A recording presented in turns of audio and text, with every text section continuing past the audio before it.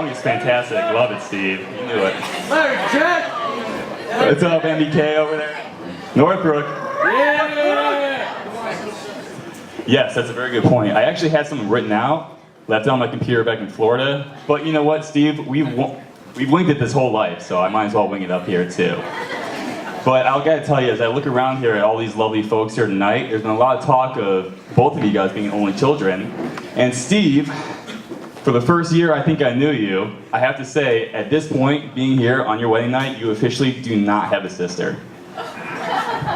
Thank you for an entire year. Yes, an entire year I thought you had a sibling. I'm still waiting for her to make an appearance here tonight. Anyways, I'd like to tell a brief story about how you told me you're going to propose to Cory. You came down to Florida, where you had the opportunity to meet my beautiful girlfriend, Lena, over there. And we were having some drinks, and what happens when you have drinks? Well, you have to go to the bathroom. So he goes, Larry, you want to go to the bathroom? I said, you know what, right now, that sounds like a great idea. Weird. So we were going to the bathroom, and he pulls me aside, and he says, and he was very serious and very nice, and nice watch?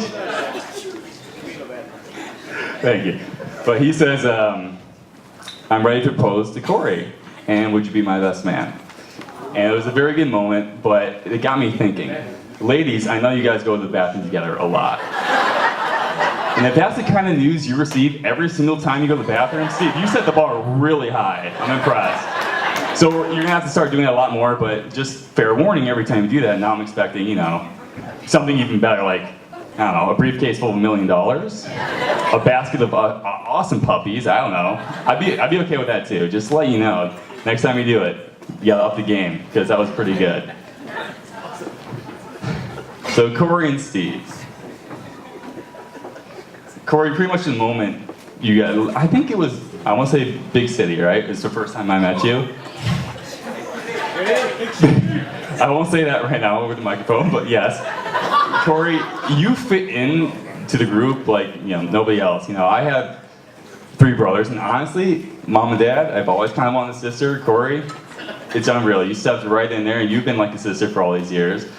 But, so when we were, back in the day, when you still have your Audi, but we were coming back from California, and I remember we were getting lunch in Colorado, I believe it was, and you received a phone call from Allstate.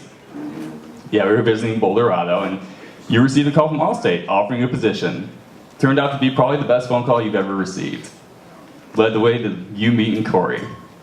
And the two of us kind of went on different paths. You got the job at Allstate, and then you were here in Chicago for many years.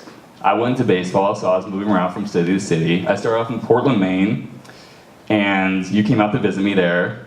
You and Cory were, of course, together. And then I moved to Albuquerque, New Mexico. Guess what? You two were still together, going very, very strong.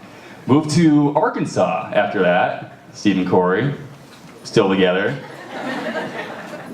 At this point, I mean, I knew. It was like I said, I've had this speech written for like 4 years, 5 years, I don't know. That night at Big City, I was writing it down on a napkin. You guys didn't see it. It was great. But then I moved down to Florida.